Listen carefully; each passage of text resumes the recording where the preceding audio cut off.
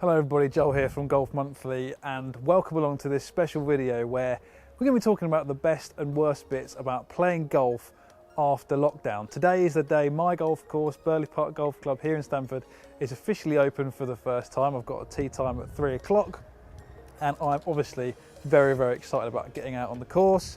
But we know golf isn't going to be exactly the same as it was before, and if you've already played golf after lockdown, we know that courses were officially allowed to open from Wednesday, so 2 days ago. Do let us know in the comments below what your experiences was like, what you liked about it, and was there anything you didn't like about it.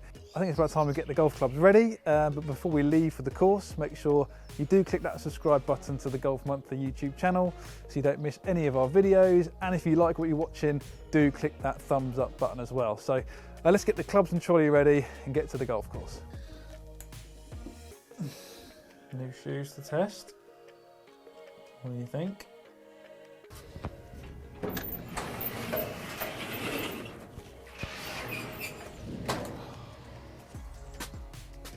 State of this.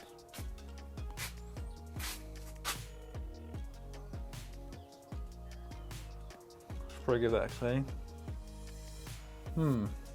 Where are they? There they are.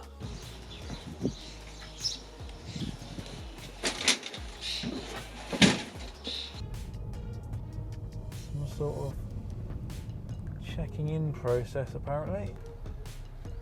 Hello. You okay? Yeah, 3 o'clock. Okay, what's your name? Tadman. Okay. J Do you need any scoring cards? No, you're alright. Yeah. Okay, well, Just follow the signage, yeah? Okay. Can't park where I normally park. So just arrived. It's a little bit strange in that this area I'm currently in now, which is where everyone normally parks, is now completely deserted.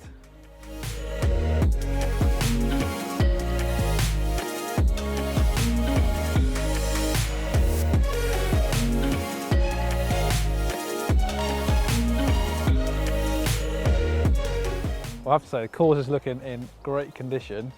The only thing I'm worried about is the fact I've not hit a golf ball for exactly 2 months, not even hit a shot on the range or anything like that. Done a couple of chips in my lounge and a few putts on my carpet, but that's about it. So not overly confident for the first tee shot. Wish me luck. Hope I don't snap hook this out of bounds. Oh mate, if I broke 80, I'd be delighted. Yeah, I would. Oh, go on. Right, semi. I'll take that.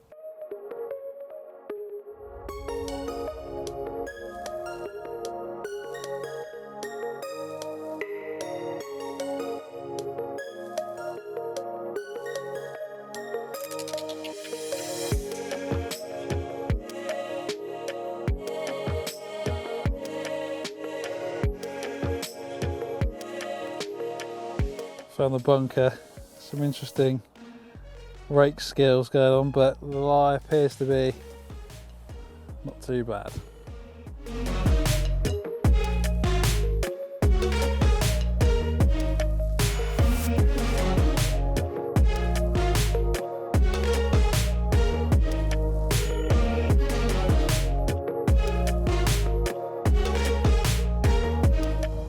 One of the worst things about playing after lockdown is forgetting that the greens are firm and pitching all your approach shots pin eye only for them to bounce 20 yards over the green. Need to recalculate my distances.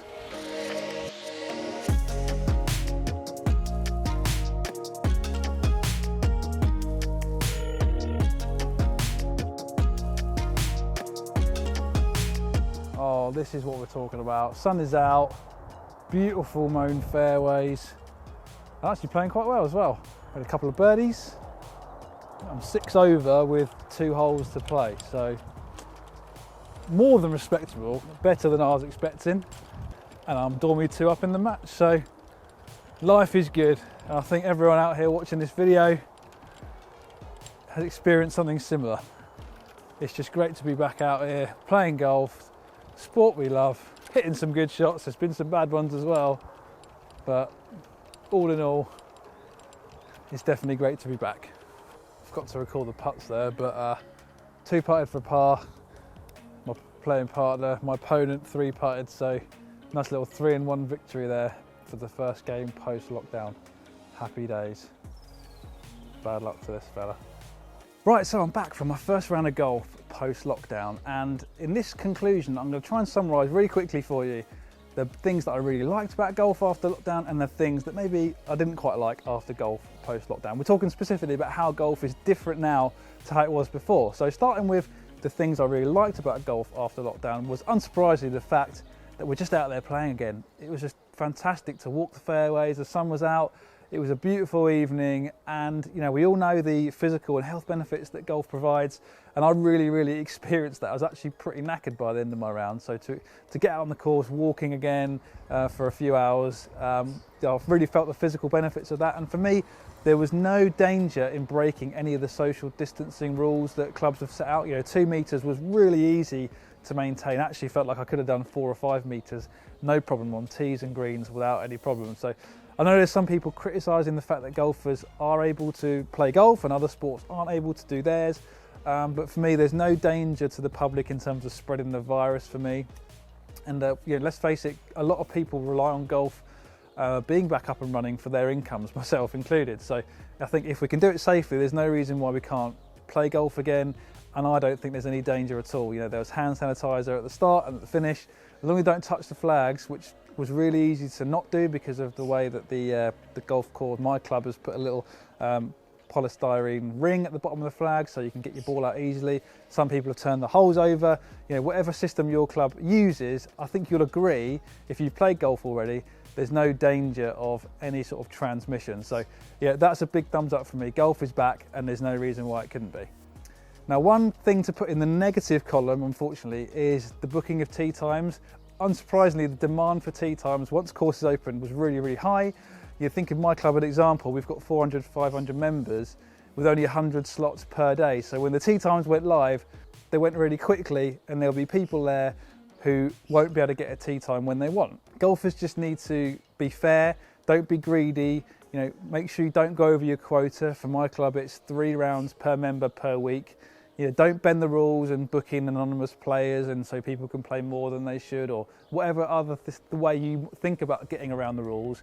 Just be fair, you know, understand that demand is going to be high and there's going to be golfers who aren't able to experience the benefits that we've talked about. So maybe do a bit more forward planning to make sure you can get your round as and when you want to. Well, the next thing on the list in terms of the positives about golf post-lockdown is round time. So in a 2-ball, we're around in 3 hours. You know, that's fantastic. 4 balls for me take way too long. I think 3 hours is really kind of the maximum as what I want to be out playing golf. And we've all talked about how slow play is killing the game. It's a real big problem. And maybe 2-ball golf is the answer, because we just went around so quickly. It felt like we weren't taking much time at all, especially on the greens. You know, putting with the flag in, even though I felt like we were lining up putts pretty well, you know, putting with the flag in definitely does speed up play, and that contributes to it alongside the 2-ball. So, you know, maybe if clubs were to adopt that rule and squash in the tee times a little bit, you could get a lot more people on the course playing golf more quickly, and I think you'd appeal to more people outside of golf, get more people playing in, because knocking off an hour, 45 minutes from a round does make a big difference. Right, so the next thing in the worst column, unfortunately, relates to the condition of the course. Now bear with me, because there is something good about the condition of the course we're going to talk about. But in the worst thing, I think most courses will have been operating on some sort of skeleton staff. You know, my course had half the amount of staff in operation during lockdown, so naturally it's going to be a bit rough around the edges. You know, especially the bunkers for me, they weren't in the best condition, and obviously with no rakes in play, people aren't going to be smoothing them out as good as they could have done before lockdown. So you're going to get some bad lies in bunkers. You know, maybe the greens weren't as quick as I was hoping, and it was just a bit rough around some of the fairways and the fringes, but that's to be expected. I'm okay with that. I think golfers just need to lower their expectations a little bit as to what the condition of the course will be like, and over time, once staff come back to their full complement, then the condition of the course will improve. Right, so back onto the positive side, and this might surprise you to hear that I am going to talk about the condition of the course, because, you know, post-lockdown, there's not been the traffic on the fairways and greens and the divots that have accumulated over time. So actually, I thought it was fantastic looking at the fairways. They were so lush. It's a good time of year for growth of the grass, and the greens and the fairways had really, really good coverage. And I was really surprised at how well they looked, considering resources are tight, but they've done a really good job. And I thought the condition of the course for me was fantastic, and hopefully you experienced that too. So the last thing I'm going to put on the worst thing about playing golf post-lockdown was the atmosphere. It was surprisingly quiet considering the tee times were fully booked. I don't know what you experienced. Make sure you comment down below. I don't know if you had this feeling, but looking around, I felt like I could hardly see anyone. It was a strange experience, and obviously the atmosphere after the round was very, very different. On a sunny day like it was when I played, you'd expect to see people sitting out on the terrace, having a beer, enjoying people, watching people coming in and finishing the 18th hole. And that was a bit of a downer to not be able to experience that, have a drink after the round, chat with other people that you didn't play with, who were in your same friendship group. So obviously that's one of the downsides of playing golf after lockdown. But for me, it's a small price to pay for being back out there and actually being able to play golf again. Okay, so back to the best list. Need to make sure that the best list outweighs the worst list, and it does, for the fact that actually, don't know about you guys, but I played surprisingly well. And I'm not saying, I hit lots and lots of great shots, but I had a couple of birdies, and I was surprised at how many good shots I hit, considering I haven't played for 2 months. And don't get me wrong, I hit some stinkers as well. I think we all expect to hit some shockers.